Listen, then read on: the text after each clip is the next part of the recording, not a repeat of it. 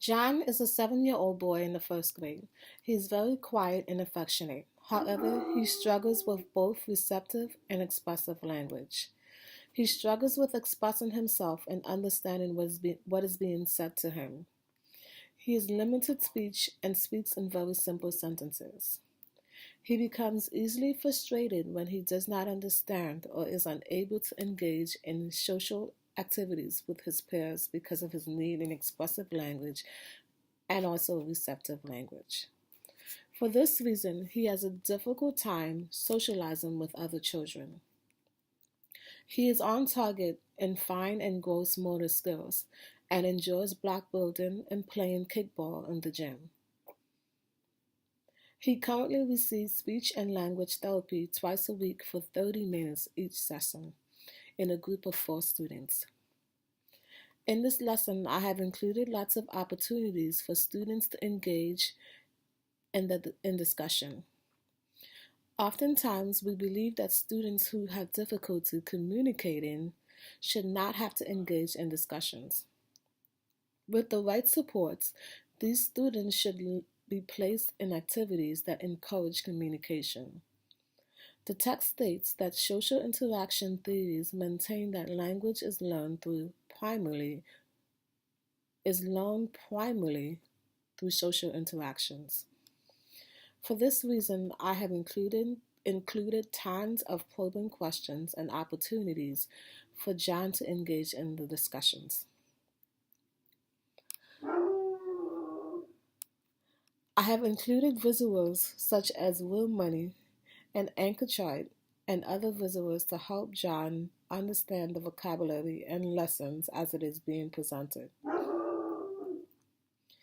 The text states, things they see must be named while they are looking at them and touching them. Activities must be described while they are happening. Then they must have the opportunity to experiment with the words to discover whether they have learned what each really means. It is easier for John to create connection between words and their meanings when instruction includes visuals. Lastly, it is important for me to be mindful of my tone and speed as I lead out the lesson. I will be speaking slowly and calmly. The text states to speak clearly and not too fast, especially if the child has very limited language ability.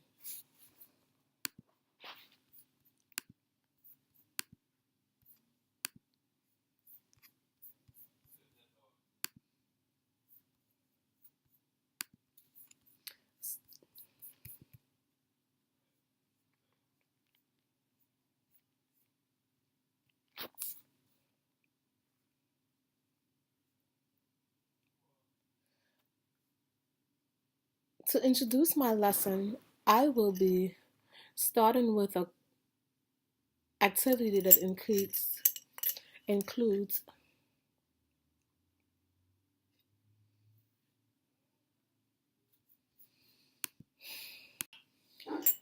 to introduce my lesson on saving money. I will place a transparent jar on the table in front of the classroom. One by one, I will place a dollar bill, a dime, a quarter, a nickel, a penny on the table. I will call on students to identify the value of each.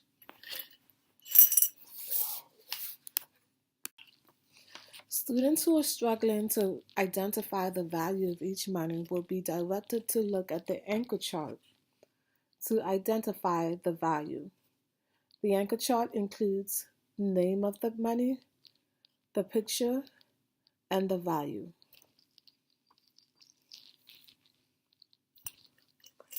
Next, I will inform and count and let the students know. I will count and inform the students that I have $1.41 in this jar. I will ask probing questions such as, what can I buy with this money? I know that I can buy some cookies and juice at the corner store. But what are some other things that you can buy with this money?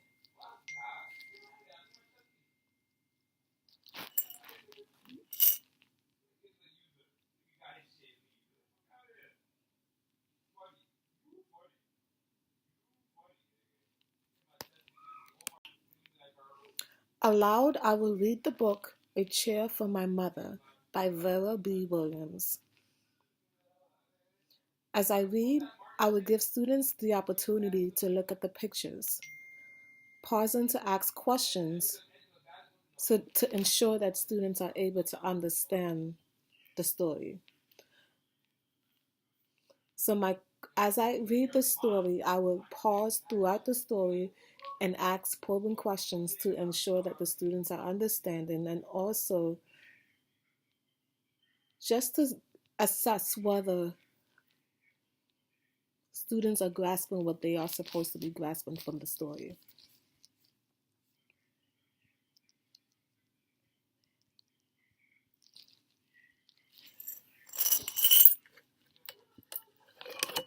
During the introducing new skills, I will remove the money from the jar and I will tell the students something like this.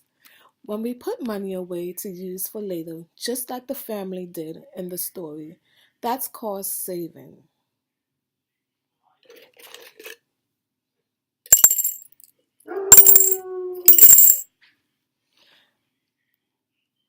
I have $1.41 in my jar. However, I am going to spend $1. I only have 41 cents. Why should we save money? What's the purpose of saving money?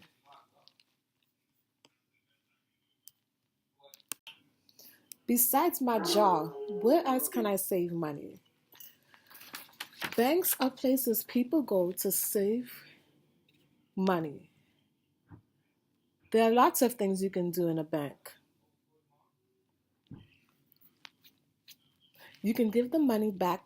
You can give the bank your savings to keep it safe for you instead of keeping it in a jar or a piggy bank. So I'm just pretty much showing you guys these kind of tips that I'm using so that you guys can see how I am including visuals into my lesson, and also using probing questions so that students understand what they're supposed to be understanding and they are grasping the concept as I go along.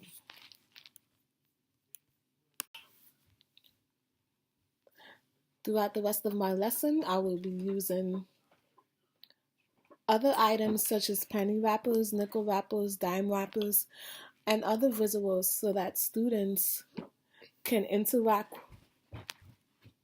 with the material and activities and also have something, a picture to the name. That pretty much sums up my lesson and the things that I want to do. There's a whole lot more. I hope you guys will read my lesson and just send me out some tips. Give me your suggestions. What do you think?